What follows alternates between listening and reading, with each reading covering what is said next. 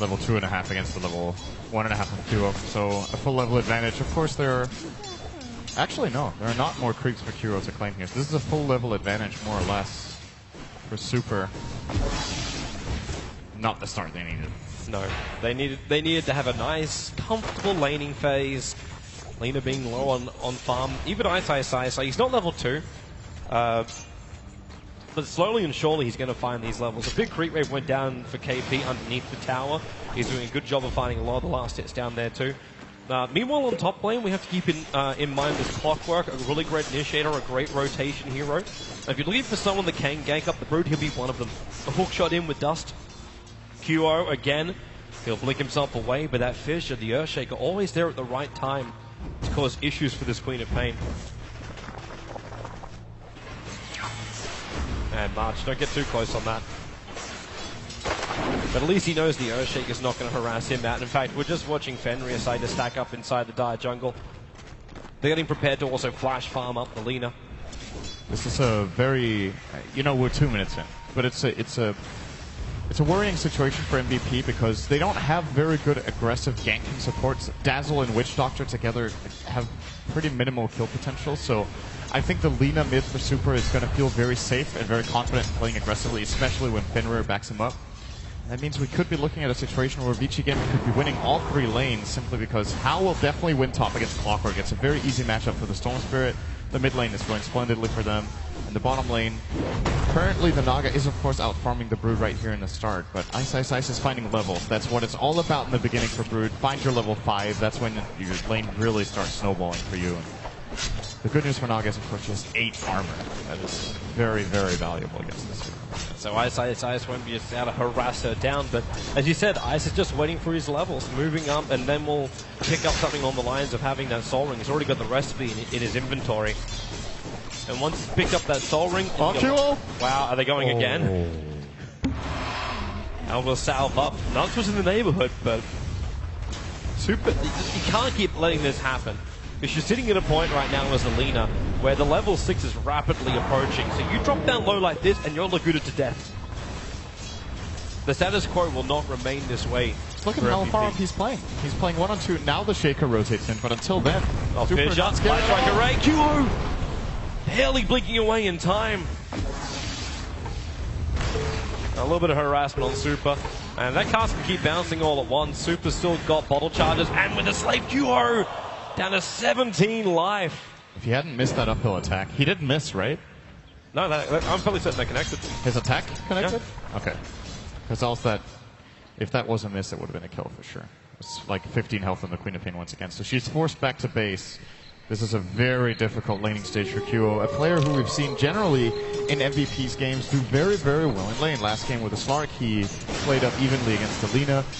We saw him against VP yesterday, I think it was, with the incredible TA performance. Was that the VP series? No, that was against Empire 2 days ago, I think, where his Templar assessment was incredible. But he is really far behind, and this is a different game situation than what he's used to.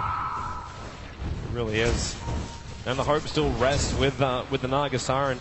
Ice actually helped that a little bit. Naga's now on top of the CS board. So that's only because he keeps getting this Riptide on the little broodlings that are walking close. So KP's getting some extra cash into a Naga, a very dangerous situation for VG. But FY, I can't get in range for the lift over on March.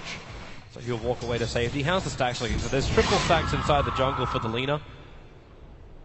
And she can move up and farm that in just a couple of moments' time. The Fissure, looking for the block, the Light Strike Array again, QO. Wow. He's living life on the edge. A quarter of a second every time from dying. That also means it's a little bit of missed timing from Vici Gaming, actually, because that combo isn't too difficult to land. It's a 1-second stun. Of course, they need to try to conceal it as much the best they can with Super not going in way too aggressively, but they're probably a little bit disappointed they haven't killed this Quap more than once, because they've had a chance or two. But what they have done is just keep the CS at absolutely nothing. Yeah. You're 11-4 up against a Lina 26-6. That's a lot to play around with right there for the Lina. And QO, he's just so scared of coming close to the lane. And rightly so. He keeps dying when he does. Or at least coming close to dying. Looks like March is moving all the way back too. That creep wave's way too far out. So he's backing up to regenerate. But there's no quick way in. There's no hook shot yet. He's still just shy of level 4. Yeah, meanwhile, Ice is level 6.5. It's a big experience and gold advantage. Is he coming down for this kill? If he hangs on the back of KP here, spawn spiralings now still another 5 seconds, so we won't find the opening there.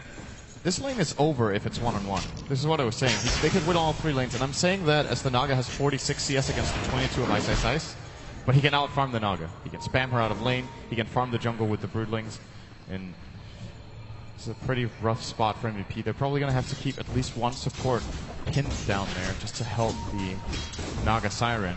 But QO seems to be needing all the support with Fenrir and Super with this combo. Even if they're not finding the kills, they're keeping MVP's attention towards that mid lane.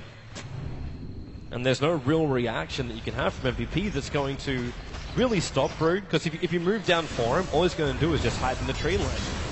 Or move into the Radiant jungle. He'll always be away. QO again blinking out. Nuts comes in with a cast. It's going to bounce a little bit, but really QO, he's at a point where he's actually relying on Voodoo Restoration, so he doesn't have to burn the bottle charges he's got, just so he can stand in the lane. At least he can find CS underneath his tower, with Super having a double damage rune and Laguna Blade up. It's a dangerous world. They're moving in 2 defensive supports with heals here, just to save QO. It's so easy playing the side lanes for Vici Gaming right now. There's absolutely no pressure on them whatsoever. Ice can do whatever he wants bottom. How is just free farming top. They've actually moved Ice. So Ice has gone deeper into the Radiant jungle. Just say the normal phrase of like, okay, they've moved the Broodmother into the jungle. You'd think it's on the Dire side. He can just take over the Radiant side, and they give FY the space on bot lane to find his level 6, as well as probably Arcane, Blink Dagger, whatever his heart desires. He should be able to get it. They're preparing again for mid, but there's not enough mana in the leader.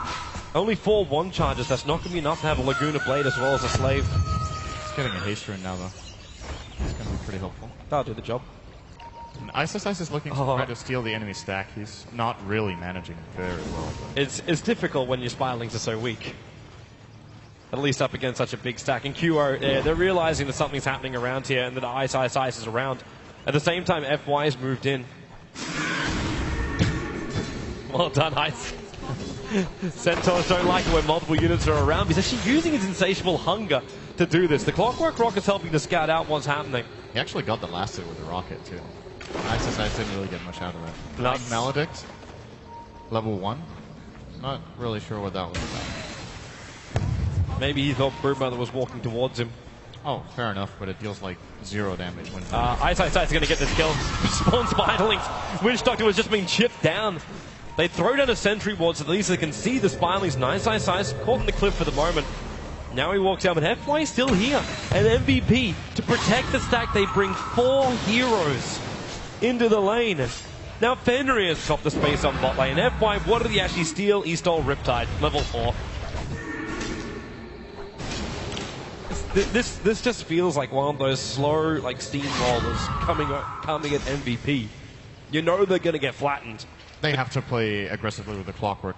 It's the only choice. I feel like there is absolutely no alternative to just having the Clockwork get really active around the map. If he goes top again to lane, he probably feels like he's doing fine up there, getting level 6 and 23 CS at minute 9, but it's just not going to work for the overall game plan.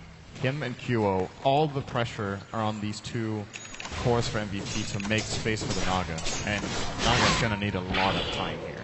Well, at least he's had some time. Managed to pick up the Arcane Boots as well as a PMS. So on to the Aquila, but they find an opening. It's going to be Howl on top lane, right in front of the inventory. Stolen, but hey, that's a level 6 Store Spirit. He just bowls himself away to safety.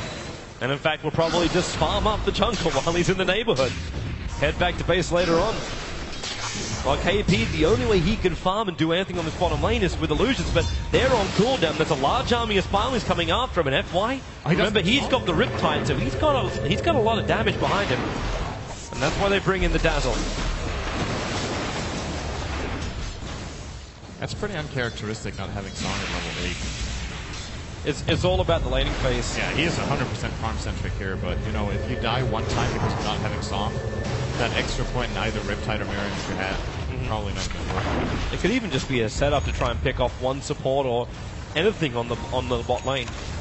March in the meantime is a Clockwork tower pusher. for MVP. So very little far. Yes. That regard. Q is at least able to scout out that Ice is here, walking around inside that invis route he stole previously. Actually hits Ice with that scream. And the sentry wards are down. They saw Ice, but it was too late. He backs into the lane. Scream's at least able to find another 4 Spiderlings. And they're doing everything they can to harass his bottom lane. Ice is still fairly low. But at the same time, you have a Lina with a Light Strike Array with a Fissure set up that can kill at any point, and a Witch Doctor trying to soak up levels is an easy pick-off target. Well, top lane. I'm wondering if Hao is thinking about trying to solo this. I think he might have a shot. Okay, now he doesn't. Need max mana. He has a lot of mana because he has 3 bottle charges. Mid lane again. Fissure, QO. Yeah. Commit the Laguna Blade. They weren't going to have enough damage before the blink would come in, so they just say, you know what, ensure that Queen of Pain stays down. And it's a 0-2 Queen of Pain up against this Lina, who's now got 3 kills and 72 CS. The top CS still belongs to the Naga, but she does not hold the top net worth. That belongs to the Lina at 5.8k compared to the 5k of the Lina. The only thing that Naga's got really going for her is 2,000 gold. The Relic into the Radiance, buying some time. You haven't lost any early tier 1 towers. It looks like VG Gaming are just playing this more of a wait style game. The Brood's still going to catch up for a little bit of farm. Everything's just taking a little bit more time. Yeah, it could definitely be worse for MVP than it is now. Like, only having died 4 times in Lane 13 with these heroes against you is not too shabby with what they have for themselves. But of course, 4-man smoke, MVP. They haven't found any of their own. They're right around the corner from Ice now. They can see the Spiderlings farming there. But they know that smoke could just break, and they're just going to run to the Dire jungle, but that's not where VG Gaming are. The Song of the Siren's going to have to come out nice and early because VG are ready for the gank. Ice moving him. The Fidget can be the initial stunning. KP